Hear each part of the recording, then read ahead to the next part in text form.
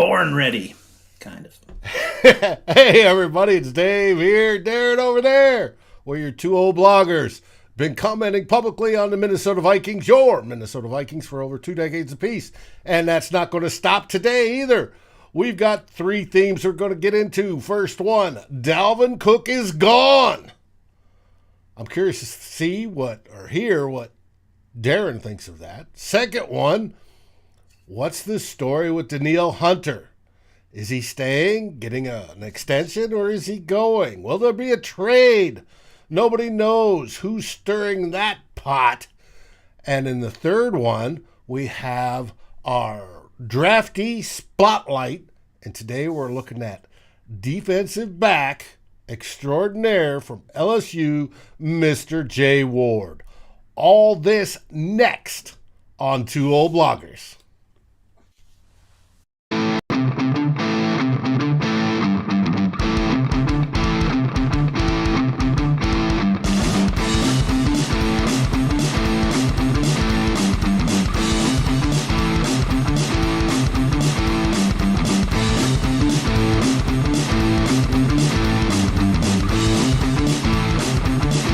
Vikings First and SKOL presents This Week in Vikings Land with Darren and Dave, your two old bloggers.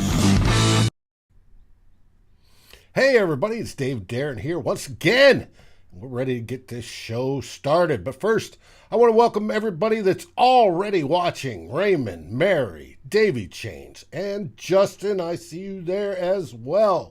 Welcome, welcome, welcome to the show that never ends, and that's your Minnesota Vikings, the content-generating machine of all machines. Hey, Darren, how are things up in the Great White North? Give us an update on the fires. Still some burning, but we've had some rain this week in my area, which has been welcomed and has lessened the extremes of things. So we're not out of the woods. Probably going to be a summer of wondering week to week what's going to happen, but a little bit better. Still some big fires much further south of me, and they didn't get the rain that we've received. So I don't know. The one community I was talking about that got evacuated last week. There was concern earlier in the week that the fire would reach that community and basically torch the whole place. Everybody's gone from there, but it's not great when your community gets burnt to the ground. Mm-hmm. That still hasn't happened, but we'll see. Oh, we'll see what the next week or two brings. okay. Well, it's a little warm down here today. We are presently 97 degrees, feels like 104, which is roughly around 40 Celsius for you up there. I'm sure Aaron will hop on here shortly and tell us how hot it is downtown, but it's a little toasty. This week will be the first week we get into triple digits for this season, and that's not bad. Actually, we're a little bit late on that, so quite happy, quite happy. Well, let's get this going. Not cranking up the AC yet. Oh, no, mine's been cranked up for a couple months now. We titled this one, Dalvin Cook is gone and Danielle Hunter's uncertain Vikings future. Let's get started with theme one.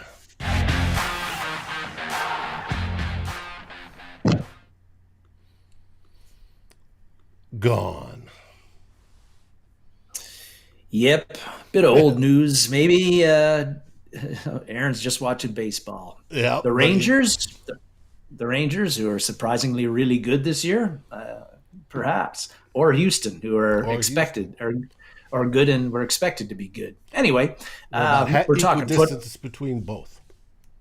Yes, the great state of Texas. Actually, I was just watching a documentary on Nolan Ryan a couple of weeks ago. It was a classic.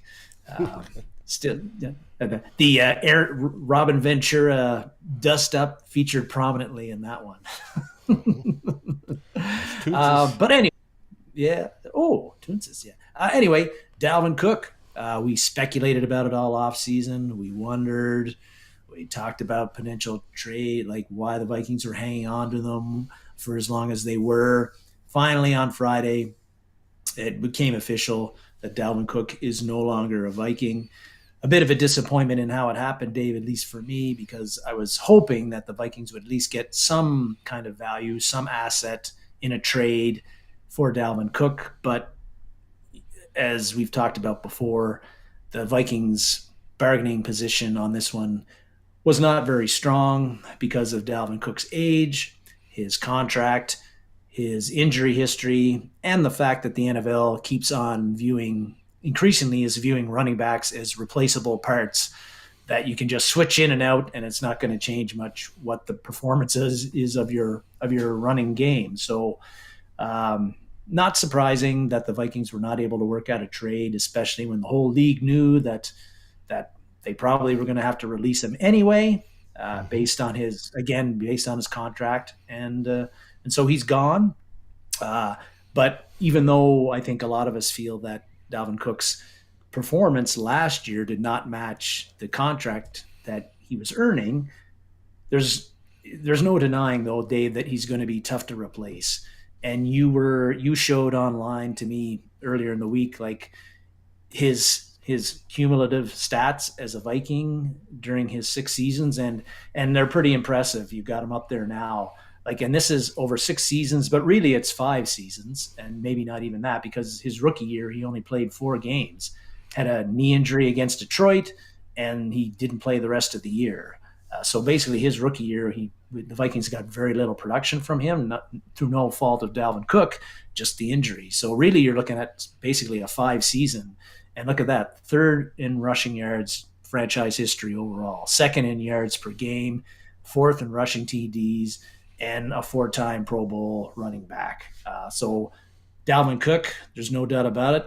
Outstanding running back, outstanding player. Really fun to watch. Added a lot of juice to the Vikings attack, and really in 2019 and 2020, those are really like the prime Dalvin Cook years for me.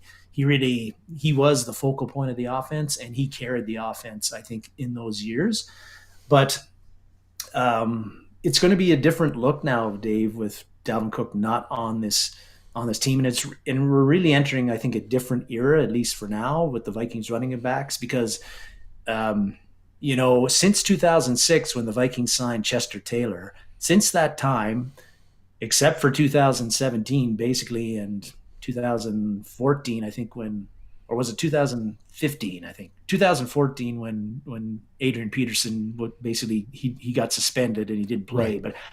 But the Vikings have been like, they've had one bell cow running back, Chester Taylor, for 2006. Then Adrian Peterson took over from Chester Taylor in 2007, and then it was Dalvin Cook after that. And we don't have that guy anymore with Dalvin Cook gone, which means I think you're going to look at a running attack that's going to look a lot more like what we saw in 2004 or 2005, if folks remember that time when you had Mwelde Moore, Ontario Smith, Michael Bennett. Those are the guys that like divvied up and split the amount of carries. The Vikings didn't have a bell cow back then. These guys all kind of equally took the same amount of carries. And the Vikings running attack actually in those 2 years, and their offense, were still an effective offense.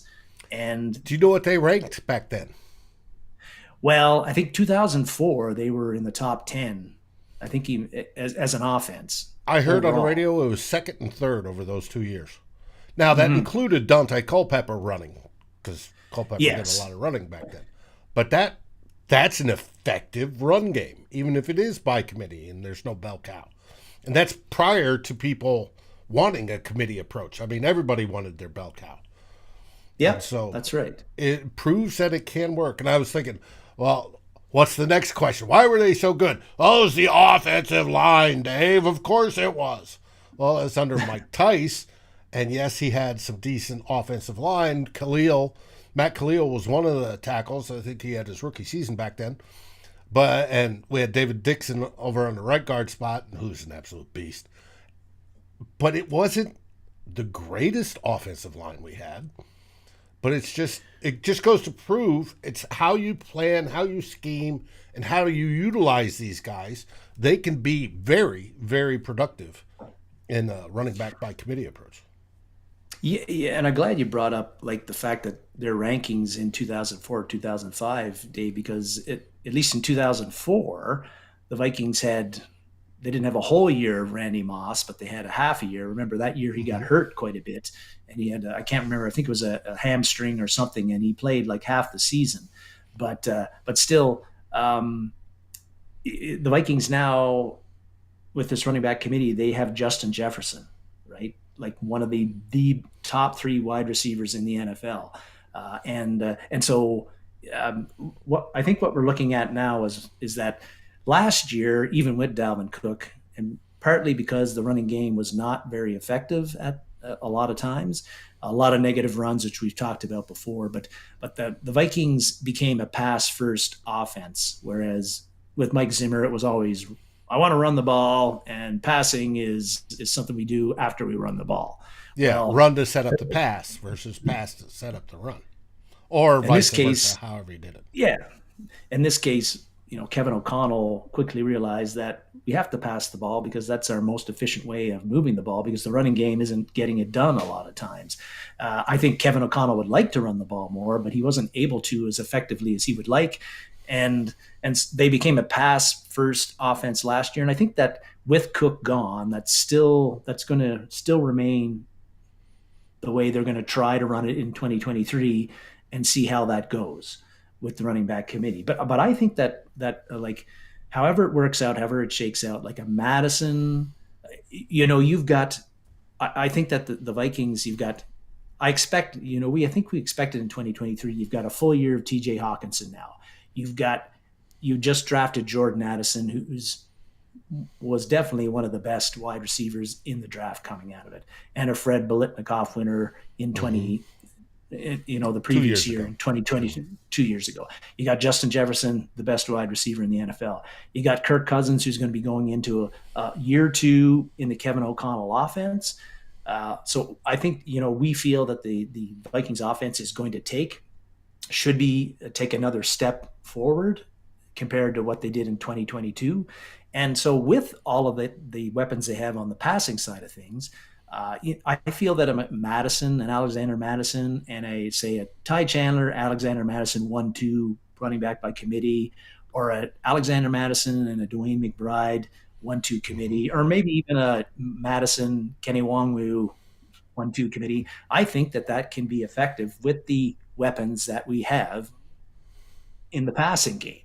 Now, there's a few things that still need to happen.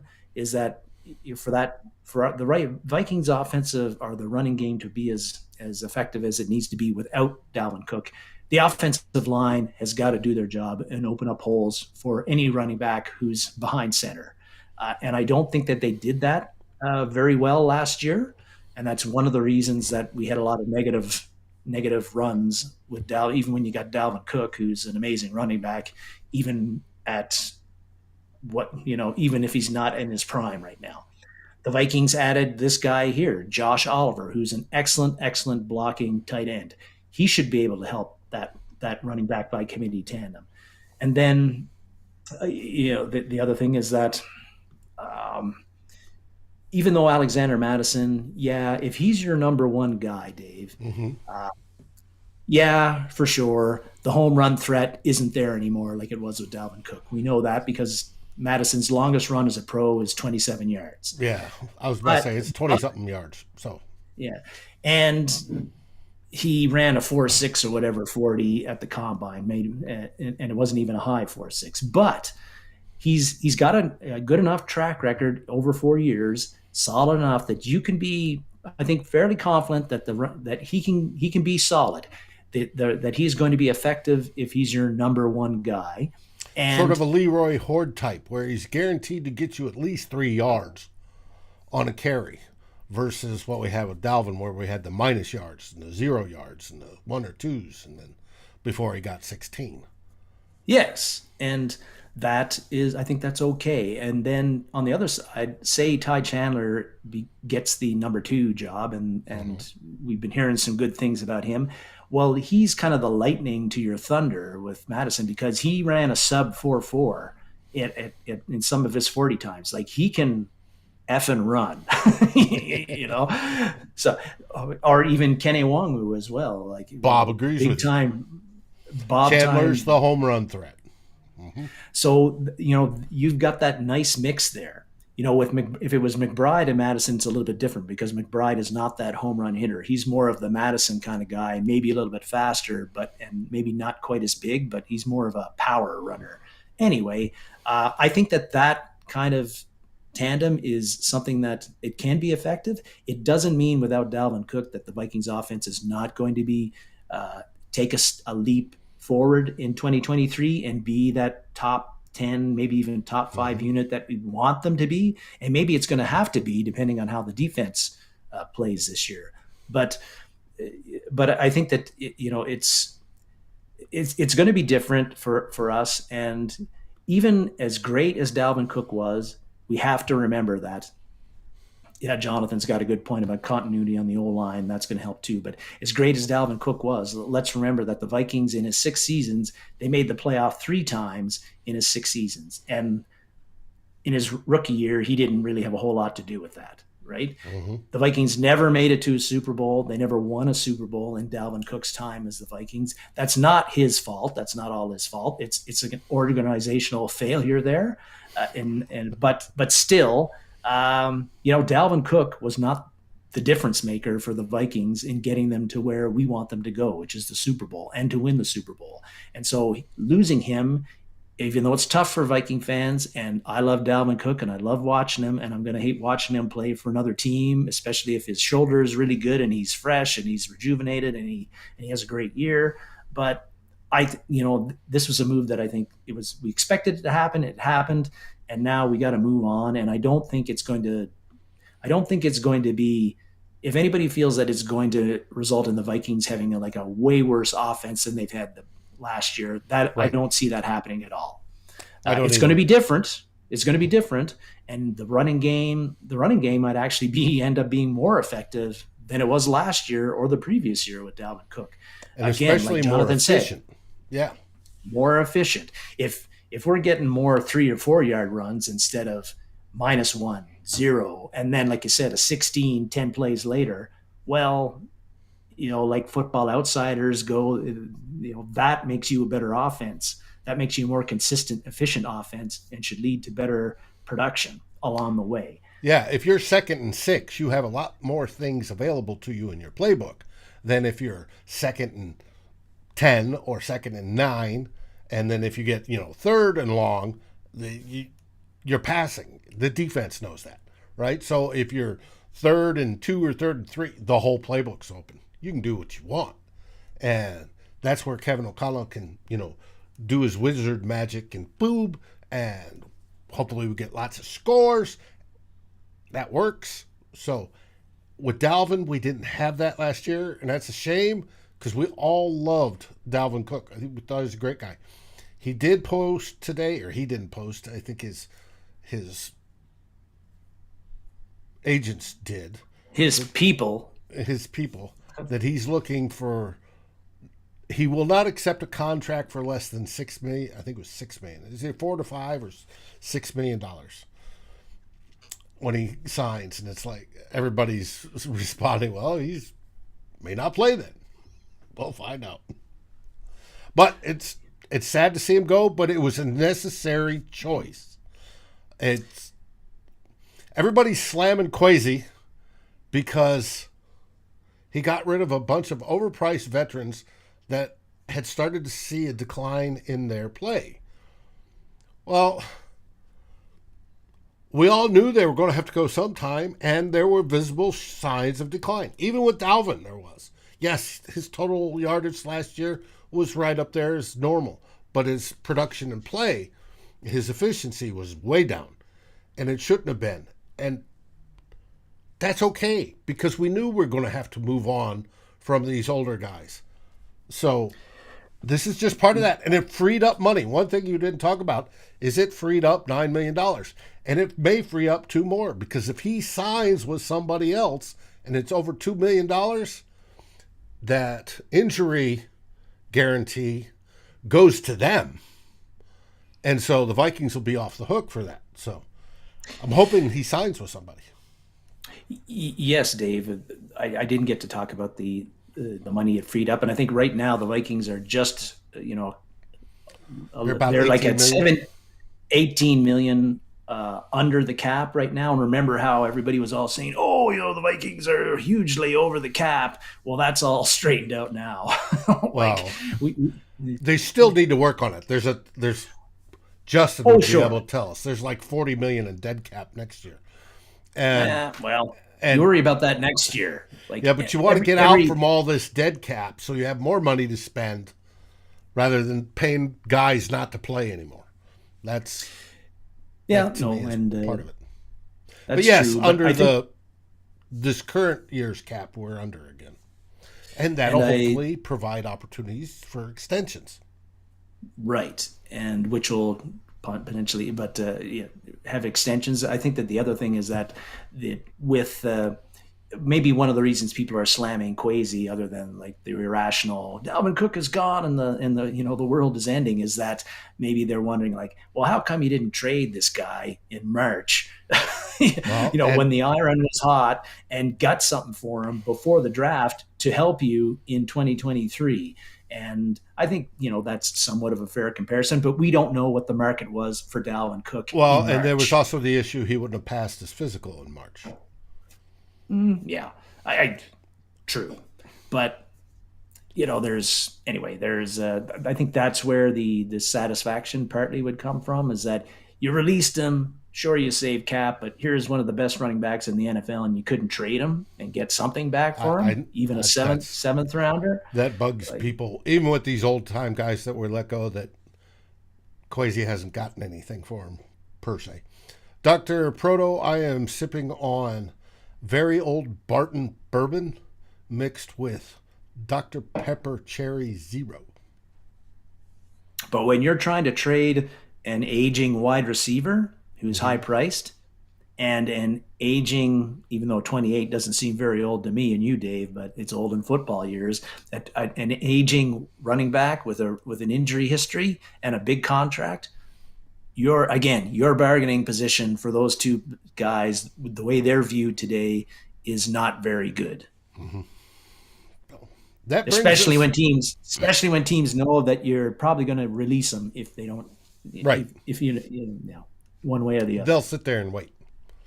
Yeah. That brings us to theme two. Not that we're shy any controversy whatsoever. Trade question mark? Yeah. Well, we just talked about one guy who is officially an ex-Viking, and this week Ian Rappaport put out something saying that uh, their teams have inquired about Danielle Hunter, and the interest is real. So, as Ron Burgundy once said in Anchorman, that's kind of a big deal, baby. If Danielle Hunter, who's been the best Vikings pass rusher for quite a few years, if you're considering trading him, or you do trade him, that's a big deal for the Vikings, and um, it's big news. Yeah, to be 28 again, but I was hoping that the Vikings had already traded Zadarius Smith a couple of weeks Mm-hmm. ago. He wasn't happy with his contract, so they traded him. And at the time, I was kind of hoping, okay, you got rid of him and his salary, and so I thought that potentially might give you the flexibility, some of the salary cap space, where you can now gives you the runway to work on Danielle Hunter and getting him an extension that keeps him happy at least for a couple of more seasons. Well, this week when this news came out, Dave, Tyler Fornes, and you had a real Forno show. I think it was on Wednesday, Mm-hmm. and Tyler felt that the Vikings had slipped this information leaked this to Rappaport because they don't think that the contract talks are going very well, and so they want to get this out there, let the whole NFL know that Danielle Hunter, that teams are calling on us, and we're not telling them to get lost.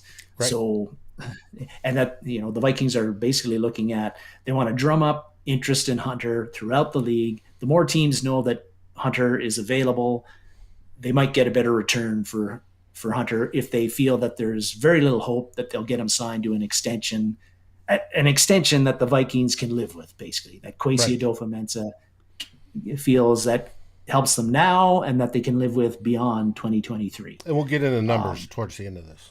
But yes. yes. Now, you also mentioned that Doogie Wolfson, Scoops Wolfson, Mm-hmm. has said that he didn't think the Vikings actually released this, that it was Hunter's side that released this. Again, it's sort of the same Or an idea. opposing team that wants Hunter. Right. Yeah. We know through the Shefty controversy with Bruce Allen, and the how he's like saying, "Hey, I'm going to write this. Do you like it? But can you give me information?" Like, we know that there's this trading going on Mm-hmm. between NFL insiders and NFL organizations where they kind of have a very cozy relationship, and they'll trade information and say, "Hey, can you?" They'll ask a guy like Rappaport, "Hey, can you slip this, make it public? Something's brewing here," but there's agendas on both sides. So, like, right now, it's all rumors, Dave, but like our old friend Stefan Diggs, you like to talk about it all the time. Mm-hmm. There's always truth in rumors. Yes, there is. And I don't like I don't like seeing Danielle Hunter going if that were to happen. I don't like the idea of trading him while he's still in his prime. That's not what I want to see. But when a guy doesn't want to be there, Dave, and doesn't want to be there for a contract that Kwesi Adolfo-Mensah can live with, then you got to move him, and you got to try to get as much as you can for him. The issue is that, so I get it, but that's a fact. But still, if it were to happen, if, and it's still an if, but if it were to happen, my question is, where is the pass rush coming from in 2023 for the Minnesota Vikings? Like, you just traded away Zadarius Smith, who had 10 sacks last year, and if you get rid of Danielle Hunter, who had 10 Well, and a 10 and a half, half. You got rid of that's Tomlinson, who had 6 or 6.5. no. Tomlinson didn't have that many. I don't think he had two, but I thought he did. no, but still, just Zadarius Smith and Danielle Hunter themselves would be 20 and a half sacks. If you got rid of both, that'd be gone. And the Vikings had 38 sacks last year as a team. Mm-hmm. So that's 18 left over. And as you say, and I didn't even think of Tomlinson, so I think that's another sack and a half gone And as it may be well. pressures I'm thinking of. But you got rid of your Yeah, 3 biggest pressure guys. I like that, Norsefius. Troomers. yeah. So that's a lot of production to like Mm-hmm. have to replace. And where are you going to get it from? Well, Marcus Davenport, a signing that I really liked, that puts, if Hunter were to be traded, that puts an enormous amount of pressure on, I think, Marcus Davenport to be the number one guy when he's never been the number one guy in his career. Mm-hmm. And can he produce at a level that we're used to seeing even when he's been at his best, when defenses are keying on him as your top edge rusher? Because top edge rushers tend to get double teamed. And in New Orleans, he always had Cam Jordan Mm-hmm. by his side. There ain't going to be no Cam Jordan by his side if Danielle Hunter is gone and you've already traded away Zadarius Smith. So that's an issue. I think you might worry less about it if the Vikings had somebody beyond Davenport who could step in if you traded away Hunter, but the Vikings don't have that either because DJ Wanham, who's like the top edge rusher backup, I like DJ. He hustles, he plays hard, but he does not defeat blocks one-on-one on a consistent basis. He doesn't. A lot of his sacks are fall into it sacks Right. that he does by running into it because somebody else created the pressure and he happens to be in the right spot at the right time. So that's an issue. Patrick Jones III, yeah, he showed a few flashes in certain games last year where he did some good things. The Miami game being one of them. He got 2 of his 3 sacks on the year in that game, but he didn't do it nearly enough, consistently enough for me to be confident that if he's the guy who's going to be your starter if you trade Hunter, that he's going to be a consistent, ferocious pass rushing presence as an edge rusher.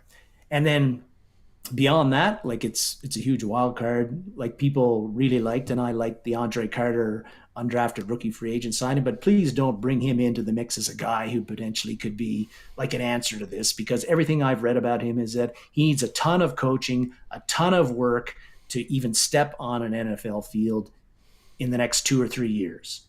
Mm-hmm. So he's a guy, and there's nobody beyond him as an edge rusher that really would excite you or think that they could come even close to replacing Danielle Hunter.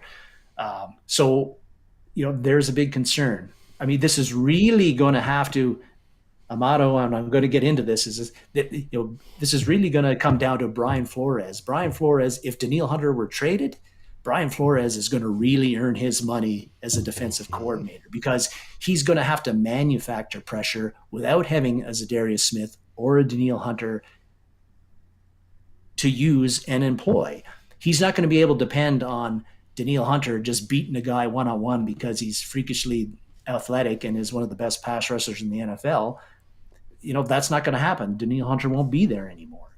But he's going to have to scheme things, disguise things, send guys when teams aren't expecting it. Linebackers, cornerbacks, Yeah. Harrison Smith, like Aaron suggested. Right. And so I think that's a risky way to live if you're somebody like me and Dave, and you've been used to seeing the Everson Griffins or the Danielle Hunters creating pressure all on their own, or sometimes a lot of times on their own. Right. If you get a four-man rush to get pressure, that relieves so much pressure off the backside because they can cover better. You've got the one-man advantage. Yes. If you can't, I think you have to sacrifice some of those, and then you can. There's that one thing. If you go against the wrong quarterback and he spots that, boom, you're beat. Yeah. I think that the only thing that, and again, Danielle Hunter has not been traded yet, of course. It's a rumor. That things might all work themselves out, but the old where there's smoke, there's fire always has me worried. I think that if Hunter were to go, what does give me some I think I'd be somewhat encouraged is that if you look at Brian Flores when he was the head coach in Miami, 2019 to 2021, 2019 they had a horrible, horrible pass rush. The Dolphins did, but in 2020 and 2021, the Dolphins had over 40 sacks as a defense both of those years, which is more than the Vikings had in last year, and they got. I think Amato was talking about it. They got their pass rush, their sacks from a variety of players. It was safeties, it was linebackers, it was edge rushers. They didn't have a top line guy or 2 top line guys who were getting a lot of the sacks. Like Emmanuel Ogba was their top pass rusher. He never had more than 9.5 sacks in those 2 years. And they had other guys who were like no names you never would even have heard of.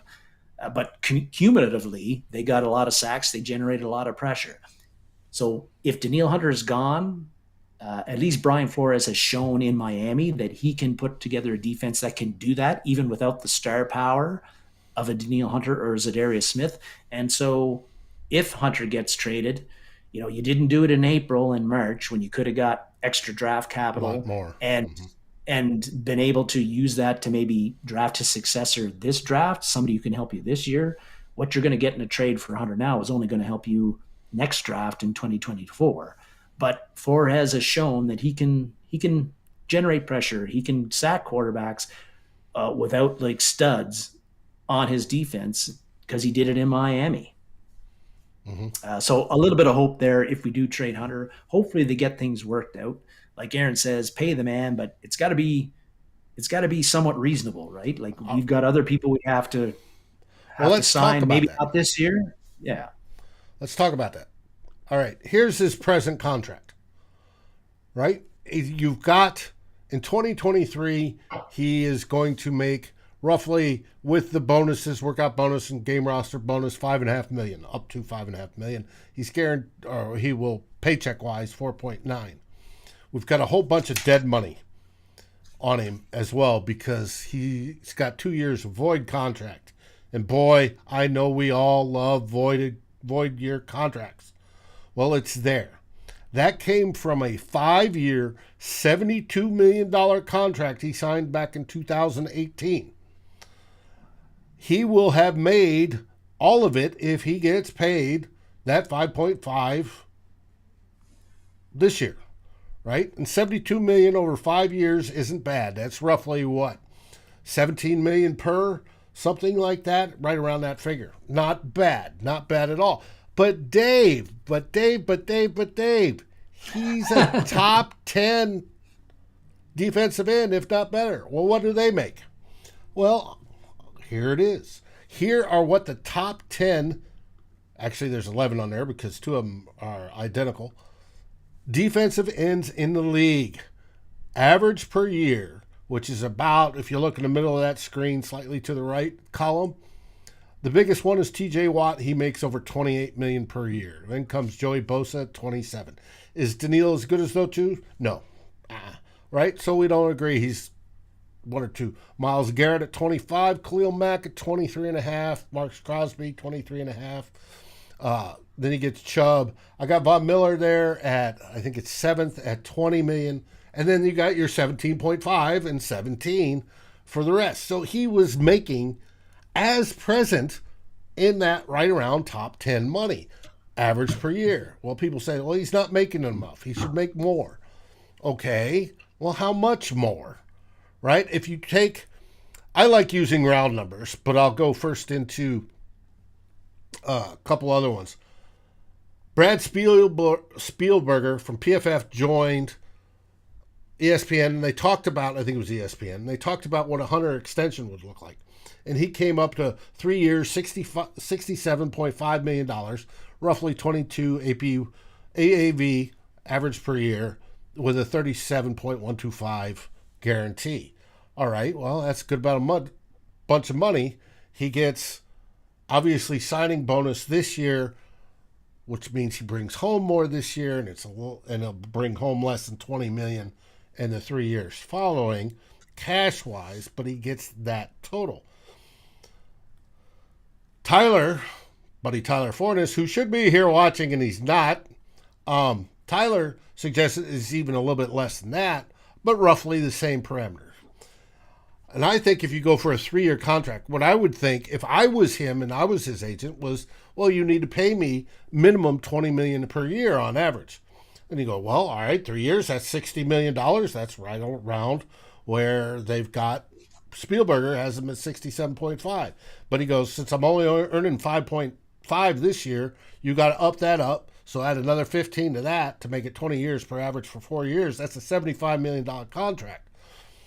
Now, easy numbers for me. I like nice round numbers. They're easy to figure out in the head.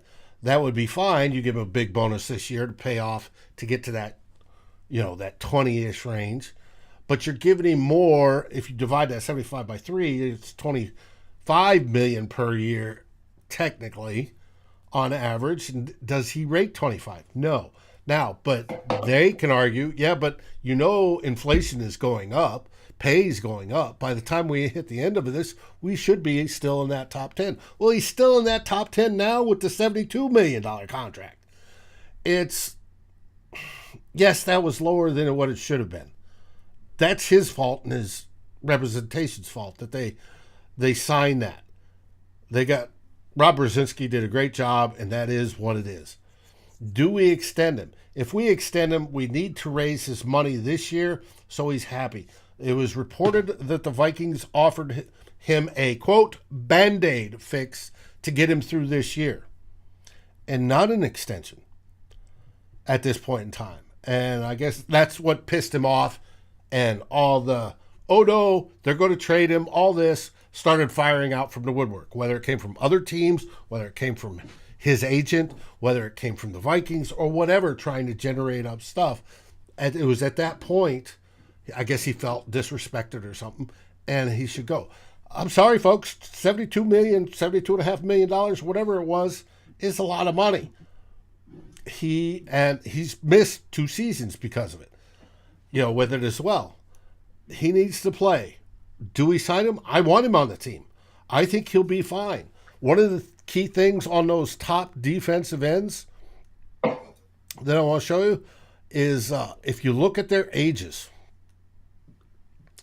Here, TJ Watt's 29, Joey Bosa 28, Myles Garrett 28, Khalil Mack 32, and then you get down to 26, 27, 34, 34, 27. It's still showing you that edge rushers can play into their young 30s and still be at their prime getting pressures and stuff. And I believe that is the case with Danielle. So I want the Vikings to do a contract that makes it fair and that also covers, the money in the next few years when big extensions start to hit JJ's, Darisaws, TJ's, whoever else we want to, re-up, whether it be our quarterback, whoever. It's we've got to have money to Dave, do it. Dave reluctantly says, Yes, Kirk Cousins, and that may happen. It may happen out of necessity until we find that next quarterback, unless we start doing the old Denny Green deal where we take retiree off the heap and hope they have great years. It's going to be hard to figure out and do it well and keep everybody happy. Now, the only good thing about this so far, all this blowing of hot air is by us. It's by the agents. It's by other teams. It's by the press. But we haven't heard a single word from Danielle himself. well, you never do. Danielle is very quiet about it. There's no cryptic tweets or Instagrams. We got that from Cook, right? We obviously got it from, there's truth to all rumors with Dixie. So I'd say let's wait and see how this plays out. This week, Tuesday and Wednesday, is mandatory minicamp. Mm-hmm. That means they're supposed to show or they get fined. Now, what a lot of players do if they're disgruntled is they'll show and they'll grab their book and sit in one of those nice recliners in the locker room and they'll chill out and not see the field the whole time they're there. But they can say, I'm here. You can't find me. But if he doesn't even show up, that's going to be a big talking point.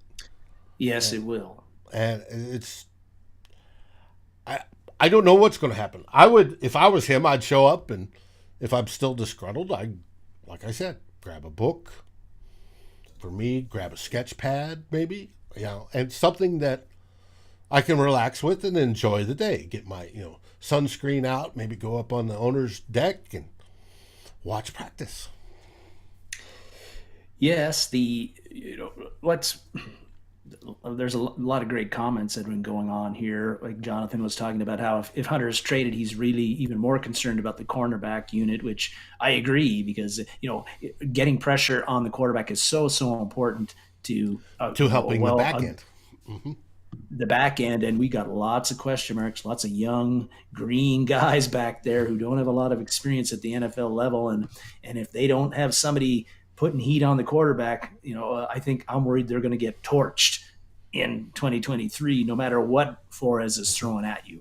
But say Hunter were to go, I think if you're looking at this point, obviously, if you're looking at the free agent market, you're getting like the scraps.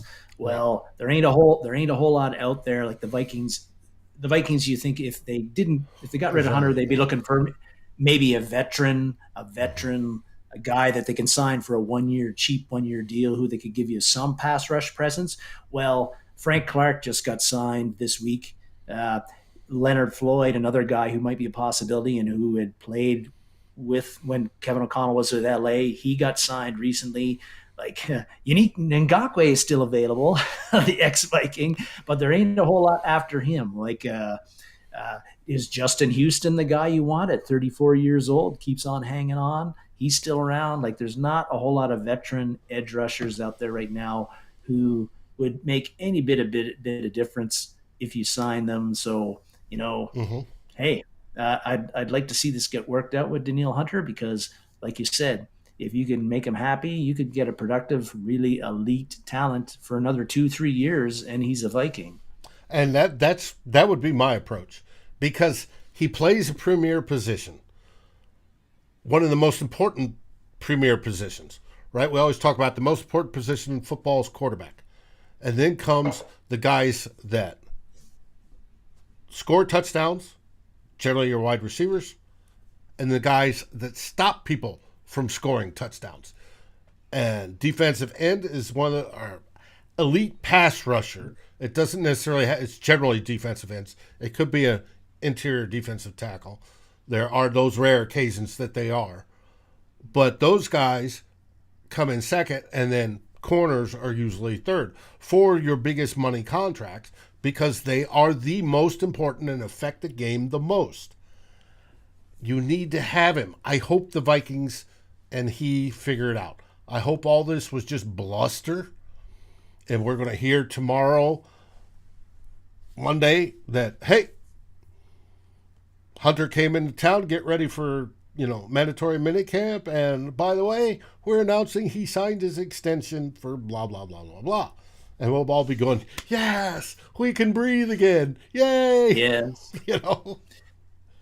Tim mentioned below that Clowney is still available, which I was trying to think of another guy besides Justin Houston who was available, and Clowney is still available. Yes, of course. The thing with Clowney is that he has never come close to living up to his number one Billing. overall billing, and but he still can be an effective player. Even again, I talked a lot about sacks, but pressures are also just as important as sacks. And Clowney at times has generated a lot of pressures, but not always gotten home on the quarterback. So, but yeah, Clowney's a guy that might be in the mix. Mm-hmm.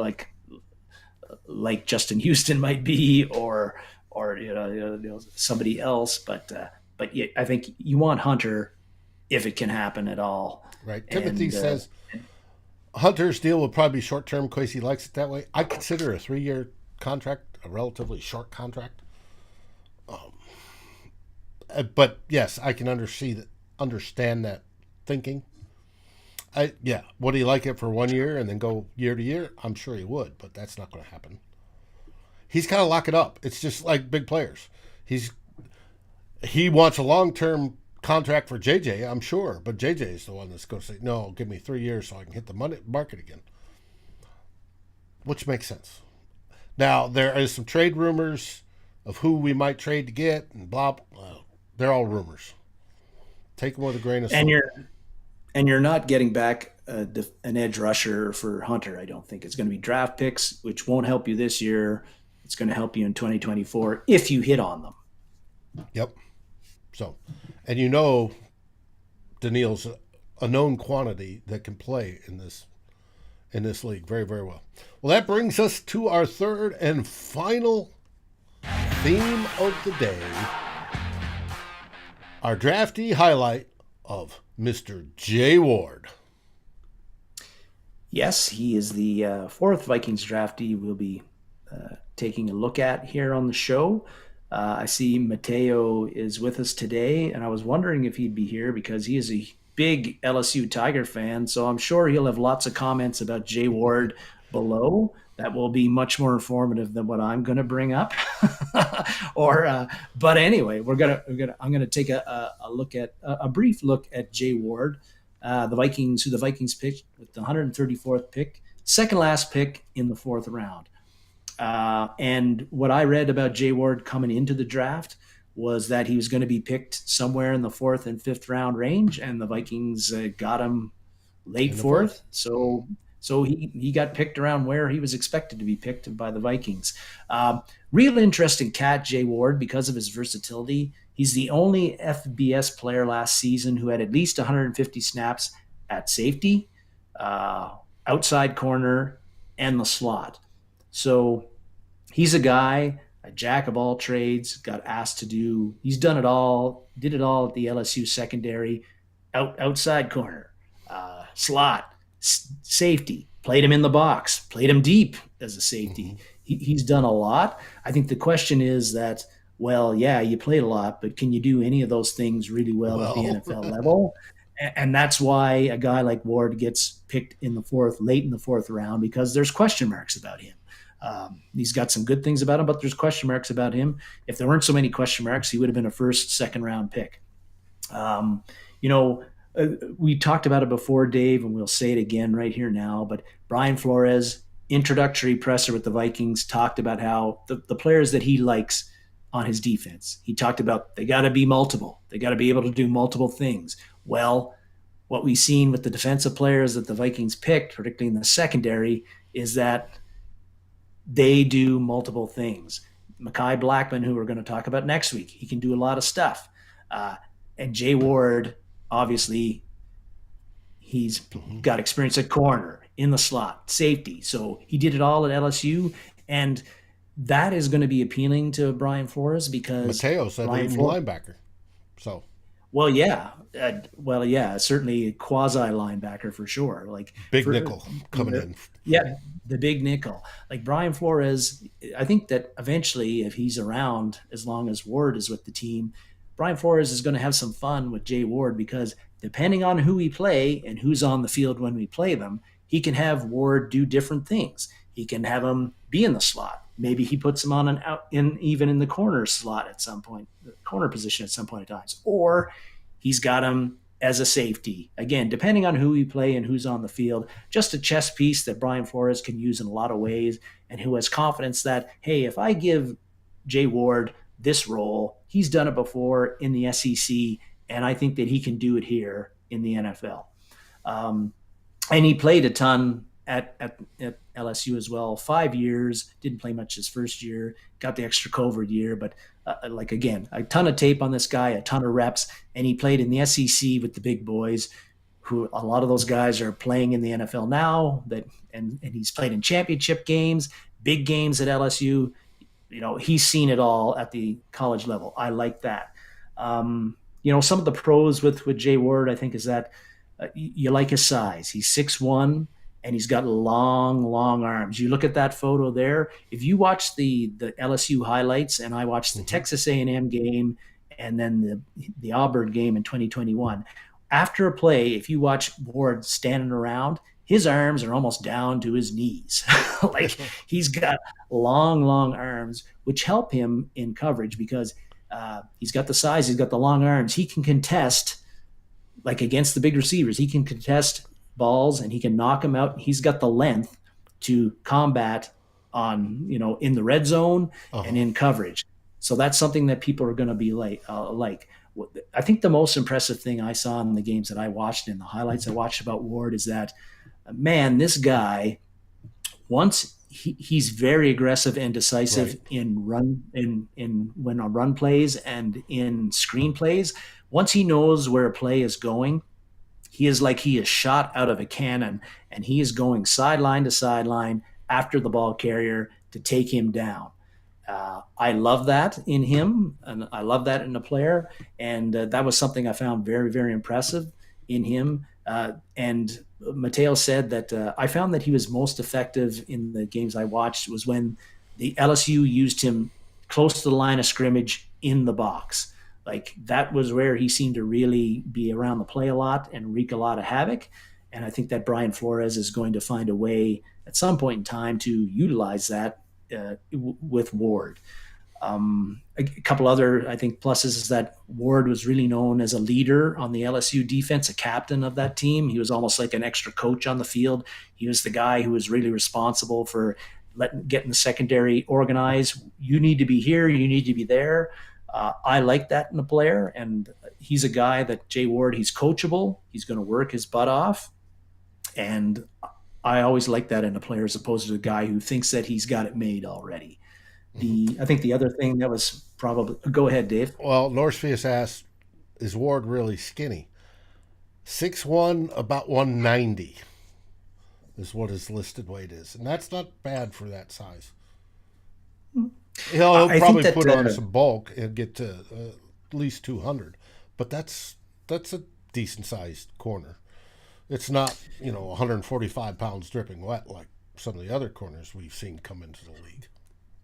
No, he's not Emmanuel Forbes or Cam Dancer, but I do agree that if you look at him, like his legs are a little skinny, and you do wonder how much mass he can put on without like that affecting his agility and his quickness at the pro level. We'll have to see about that.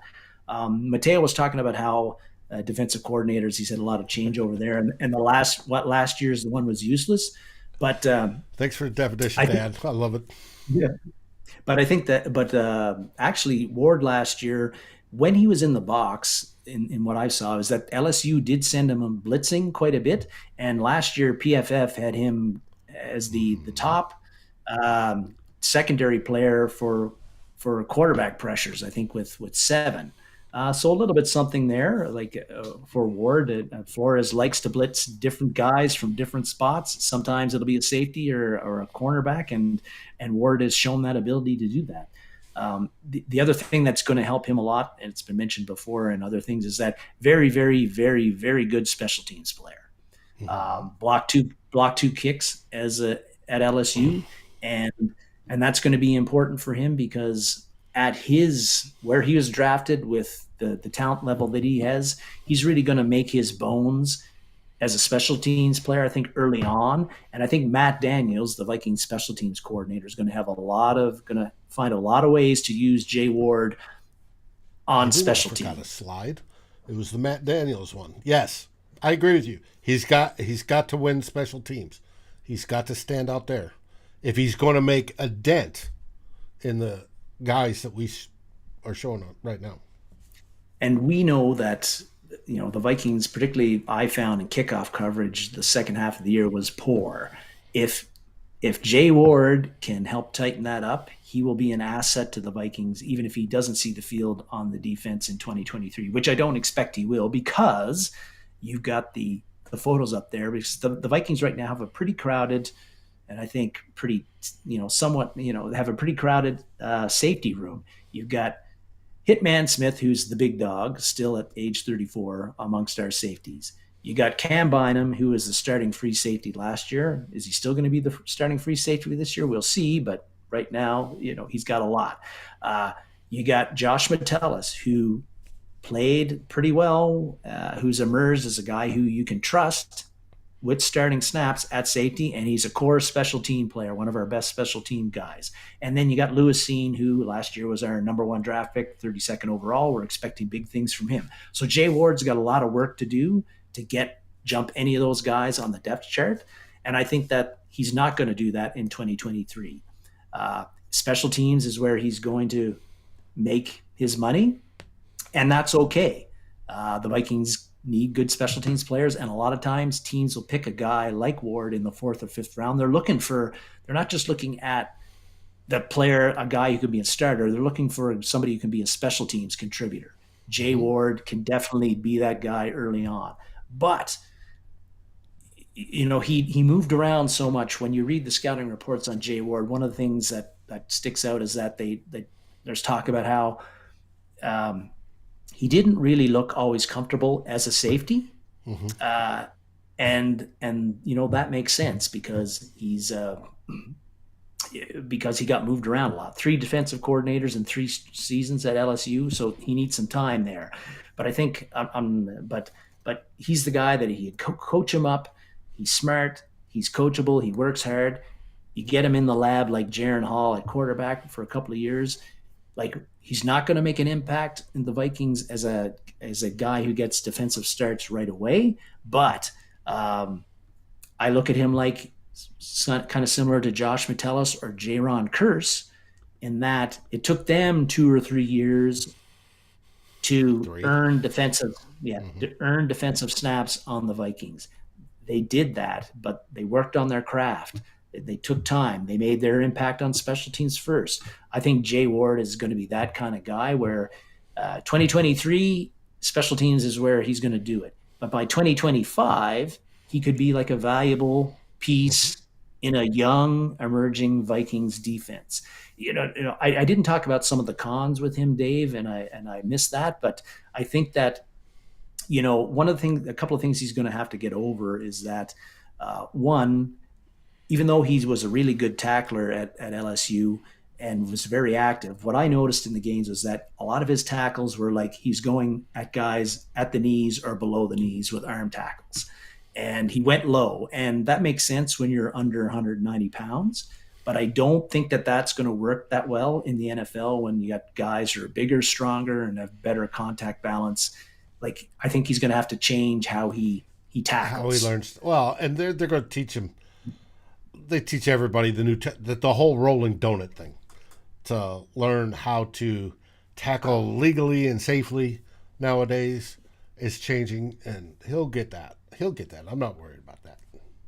Yeah, I think another thing about Ward is that when you come into college as a corner and you get moved to safety, there's a reason for that, and it's because the coaches don't think you have the speed to hold up at corner, and Ward ran an official 4.55 40 at the combine, which isn't the kind of long speed you're looking for at corner and not even at safety anymore in the NFL. So it didn't really seem to hurt him at the SEC. And again, he's playing with the big boys there. But that is something that is going to have to be watched for Mm-hmm. at the NFL level. So far with Josh Metellus, he's been able to overcome that. Jaron Curse was able to overcome that. Maybe Jay Ward can overcome that because he's a smart football player, uh, and again, a hard worker, and he can. I think he can compensate with technique where he might lack a little bit about the long speed. And that whole versatility thing, Dave, like we were talking about earlier, okay, jack of all trades, but again, maybe that's a plus, but also a minus for him because I want, yeah, it's great that you can play corner if you have to. It's great that you can play in the slot if you have to. It's great that you can play safety, but like I want a guy who's really good at one of those things and not just Right. kind of okay at all three.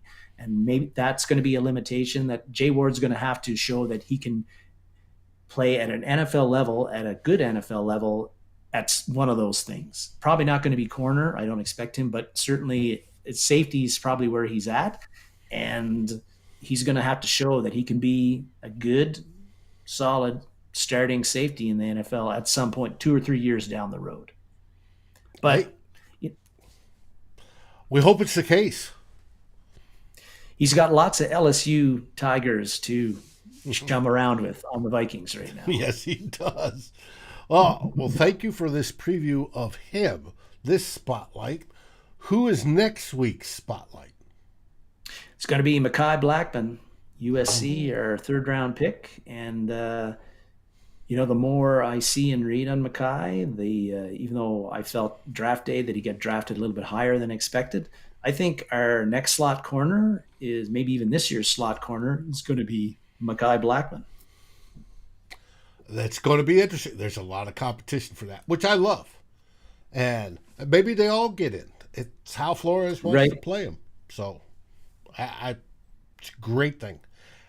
Hey, I want to thank everybody that's joined us today. We've had an absolutely great day talking your Minnesota Vikings. Especially Mateo coming in, giving us some LSU stuff. Giatano LSU Amato, Intel. Norsefius, Mary, of course, Davey, Dan Henneman, uh, Yogi, Justin, my worthless opinion. I'm sure I'm missing others. Aaron suffering it down here in the heat with me. It's been a good day. Have you got anything coming up this week there, Darren, you want to tell the people about? Ah, no, I'm getting not too much. Mom's coming up. My mom's coming up on Thursday, and getting Cool. ready for daughter's graduation, high school graduation, in a Woohoo. couple of weeks. Cool. Well, what we've got going on here at Vikings First and SKOL is you'll get me tomorrow morning ish sometime with a Vikings daily opener, and I'll review everything that's happened over the weekend. It's been relatively quiet, no big breaking news. And then tomorrow night we have Tyler Fornes and the Real Forno Show live at 6 p.m. Central, normal. And we're going to have Justin Day. You're going to start to hear him over on the podcast side here very, very soon. So it's going to be Boom, fun. baby. It's going to be fun. What do we say? We say SKOL Vikings, baby, and thanks for tuning in. SKOL Vikings!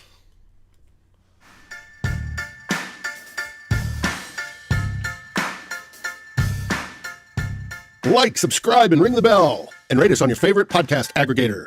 Darren and Dave, thank you for watching this episode of Two Old Bloggers. We look forward to seeing you on every show on the new Vikings First and SKOL. You can find our podcasts as part of the Fans First Sports Network. Sports takes for the fan, from the fan. SKOL, everybody!